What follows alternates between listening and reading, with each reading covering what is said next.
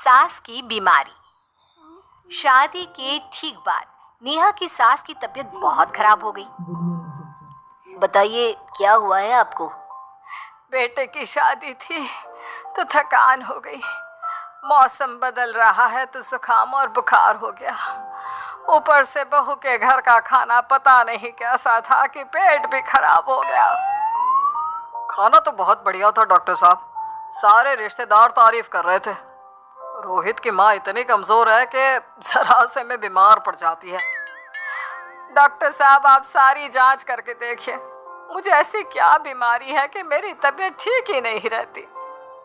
फिलहाल तो ज्यादा कुछ नहीं है, पहले आपके जुकाम बुखार और पेट का इलाज कर लेते हैं, फिर बाकी के टेस्ट करवा लेंगे। अभी आप ये दवाइयाँ ले आइए। पिताजी मैं डॉक्टर साहब को छोड़कर और दवाइयाँ लेकर आता हूँ। माँ जी तो बीमार थी, इसलिए नेहा ने किचन संभाल लिया। माँ जी अब आपकी तबीयत कैसी है? पहले से ठीक है। आप बैठिए, मैं खाना लगाती हूँ। तेरे बाबूजी और रोहित ने खाना खा लिया? रोहित तो टिफिन लेकर ऑफिस गए हैं माँ, और बाबूजी ने खाना खा लिया है। आप शुरू कीजिए। यह क्या, खाने में इतना तेल इतने मसाले? अरे अभी अभी तो तबीयत ठीक हुई है मेरी, तुम क्या मुझे वापस बीमार करना चाहती हो? नहीं माँ जी, ऐसा नहीं है। क्या हुआ? देखो ये बहू ने कैसा खाना बनाया है। खाना तो बहुत ही स्वादिष्ट था। अरे मैं ये खाना खाऊंगी तो बीमार हो जाऊंगी ना। ओह हाँ, बहू को अभी पता नहीं ना तुम्हारे बारे में, रोहित समझा देगा उसे। देख बहू, अच्छे से समझ लेना कि इस घर में कैसा खाना बनता है। हाँ माँ जी मैं समझ लूँगी, लेकिन अभी आप कुछ तो खा लो। ये खाना खा लूंगी तो कल का खाना खाने के लिए बचूंगी भी नहीं। सास की बातें सुनकर नेहा उदास हो गई। उसने रोहित के घर आते ही उससे माँ जी के खाने के बारे में पूछा। आज माँ जी ने मुझे खाने के लिए बहुत बुरा भला कहा।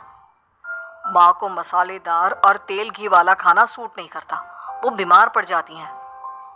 ऐसी क्या बीमारी है माँ जी को? पता नहीं, आज तक कई डॉक्टरों को दिखाया, कितने टेस्ट करवाए, लेकिन कोई बीमारी पकड़ में ही नहीं आई। नेहा को कुछ समझ में तो नहीं आया, लेकिन उसने अपनी सास के हिसाब का खाना बनाना सीख लिया। माँ जी आज तो खाना ठीक है ना? खाना तो ठीक है, लेकिन ये मुआ रेडियो क्यों चल रहा है इतनी तेज आवाज में? वो माँ जी मैं अकेले काम करते करते बोर हो रही थी ना, तो टाइम पास करने के लिए चला दिया। तेरा इस टाइम पास के चक्कर में मेरा सर दर्द से फटने लगा है। तेज आवाज से मुझे माइग्रेन हो जाता है। सॉरी माँ जी, मुझे पता नहीं था। तो मैं जब तक सब पता चलेगा तब तक मैं तो भगवान के पास ही पहुंच जाऊंगी। नहीं नहीं, ऐसा मत कहिए ना माँ जी। अब मैं कहीं भूख से ही ना मर जाऊं। खाना मेरे कमरे में रख दो। बेचारी नेहा, उस दिन उसे बहुत दुख हुआ। नेहा तुम रो क्यों रही हो? आज माँ जी ने मुझे बहुत बुरा भला कहा, मैं तो सिर्फ रेडियो सुन रही थी। ओहो, तुम माँ की बातों का बुरा मत मानो, उन्हें तेज आवाज से सर दर्द होने लगता है, दर्द की वजह से बोल दिया होगा कुछ। लेकिन मुझे तो ये सब पता ही नहीं था ना, इसलिए बाबूजी ने मुझे पहले ही फोन करके सब कुछ बता दिया, और मैं तुम्हारे लिए ये हेडफोन लाया हूँ। अब तुम अपने गाने भी सुन सकती हो और माँ को परेशानी भी नहीं होगी। ये सिर्फ एक बात का हाल है, लेकिन माँ को तो हर चीज से परेशानी है। अब क्या कर सकते हैं, माँ बीमार ही इतनी रहती है। लेकिन माँ को ऐसी कौन सी बीमारी है? तुम्हें बताया तो था, किसी भी डॉक्टर को माँ की बीमारी समझ में नहीं आ रही। अब तुम भी ये सब सोचना छोड़ दो, ये हेडफोन लो और अपने पसंद के गाने सुनो। रोहित के गिफ्ट से नेहा की एक परेशानी तो दूर हो गई, लेकिन उसके मन में कई सवाल खड़े हो गए। आज मैं देर से उठा हूँ या तुम जल्दी उठ गई? वो माँ जी को कल रात भर सर दर्द हुआ ना, तो जल्दी उठकर उनकी जगह मैंने पूजा कर दी। अरे वाह, आच, आच, हे भगवान, ये किसकी करामत है? ये तो माँ जी की आवाज है। चलो चल के देखते हैं। क्या हुआ माँ? आच, यह घर में गुलाब कौन लाया? मुझे नहीं पता, मैं तो अभी उठा हूँ। माँ जी आप कल रात भर सो नहीं पाई, तो मैंने जल्दी उठकर पूजा पाठ किया। घर में फूल नहीं थे ना, तो मैं बाजार से गुलाब के फूल ले आई। नेहा, माँ को गुलाब के फूल की एलर्जी है। अब मुझे ये कैसे पता होगा? अच्छा, तुझे कुछ पता नहीं तो तू वही काम क्यों करती है जिससे मेरी तबीयत खराब हो जाए? रोहित के बाबूजी, ये बहू मेरी जान लेना चाहती है। माँ जी, मुझे ऐसा करके क्या मिलेगा? वो तो तुझे ही पता, लेकिन कुछ तो है। रोहित की माँ, बस करो, बेचारी बहू को कुछ पता ही नहीं है, बस इसलिए उससे गलती हो जाती है। जाओ तुम कमरे में। बहू, तुम रोहित की माँ का बुरा मत मानो, वो अपनी बीमारियों से इतनी परेशान है कि उल्टा सीधा बोल देती है। नहीं नहीं बाबूजी, मुझे बुरा नहीं लग रहा, मुझे चिंता हो रही है माँ जी की बीमारी की। ये बताइए कि माँ जी को ऐसी प्रॉब्लम्स कब से होने लगी? शादी के 6-7 महीने बाद से। बाबूजी, तब घर का माहौल कैसा था? अरे बड़ा पूरा परिवार था। मेरे बाबूजी, माँ, काका, काकी, मेरे दोनों बड़े भाई, दोनों भाभियाँ, दोनों के 2-2 बच्चे हैं, एक छोटा भाई और एक बहन, सब साथ रहते थे। इतना बड़ा परिवार? हाँ, मैं जब 10 साल का हुआ ना, तब पापा का ट्रांसफर यहाँ हुआ। उसके पहले तक तो हमारी जॉइंट फैमिली ही थी। और माँ जी किस चीज़ से बीमार पड़ जाती हैं? जब तेज गर्मी हो, ठंड हो या ज्यादा बरसात हो जाए। जब माँ ज्यादा थक जाए, जैसे दिवाली पर घर की सफाई या कोई फंक्शन हो, या ज्यादा मेहमानों के आने से घर का काम बढ़ जाए। तेज म्यूजिक, तेज लाइट या ऐसे कोई तेज स्मेल आ जाए। तो माँ जी की ये बीमारी ठीक हो सकती है। कैसे? सब पता चल जाएगा। आप कल माँ जी की टेस्ट रिपोर्ट लेने जाने वाले हो ना? हाँ। तो सुनिए क्या करना है।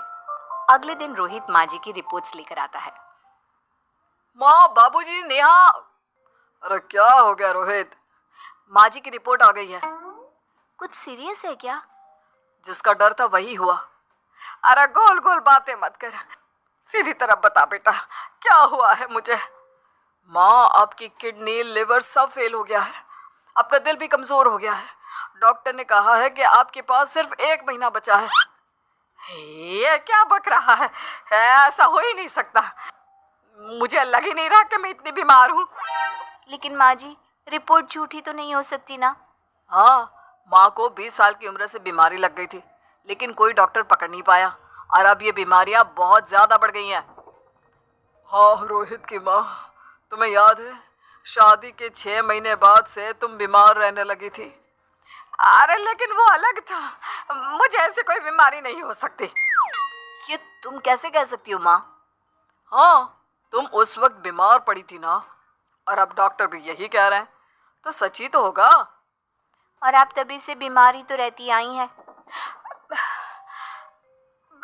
अरे लेकिन तब मैं बीमार थी ही नहीं। क्या मतलब? अरे तब मैं बीमारी का नाटक करती थी, मुझे कुछ नहीं हुआ था। ये क्या बोल रही हो? हाँ, घर में इतने सारे लोग थे और सबसे छोटी बहू मैं थी, तो सारा काम मुझे करना पड़ता, इसलिए काम से बचने के लिए मैं नाटक करने लगी। लेकिन आपको अभी भी वही बीमारियां होती है ना माँ? हाँ, अगर नाटक था तो ये प्रॉब्लम तुम्हें अभी क्यों होती है? इसका जवाब मैं देती हूँ। माँ जी कई महीनों तक नाटक करती रही, इसलिए इनके दिमाग ने धीरे धीरे इस झूठ को सच मान लिया और इनका दिमाग उन बीमारियों का एहसास कराने लगा। है? ऐसे भी होता है क्या? हाँ माँ जी, इसे प्लेसिबो इफेक्ट कहते हैं। जब आप बात बात पर बीमार पड़ने लगी तो मैंने अपने मामा से बात की, जो एक साइकोलॉजिस्ट है। उन्होंने बताया मुझे। तो ये रिपोर्ट्स? मैंने झूठी रिपोर्ट बनवाई थी नेहा के कहने पर, ताकि आप सच बताएं। यानी मुझे कुछ नहीं हुआ? नहीं माँ जी, और आपकी इस प्रॉब्लम का भी सोल्यूशन है। हम किसी अच्छे साइकोलॉजिस्ट को दिखाएंगे और आप जल्द ही ठीक हो जाएंगी।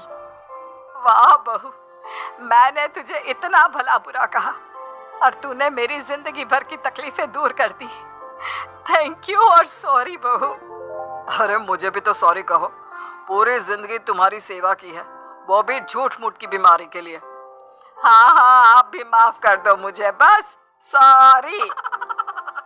तो इस तरह नेहा ने अपनी सास की बीमारी पकड़ भी ली और ठीक भी कर दी। दोस्तों, हमें उम्मीद है कि आपको हमारी ये कहानी पसंद आई होगी। कृपया हमारे चैनल को सब्सक्राइब करें और सभी अपडेट्स के लिए बेल आइकन जरूर दबाएं। और हाँ, वीडियो लाइक और शेयर करना मत भूलिएगा। Bye bye.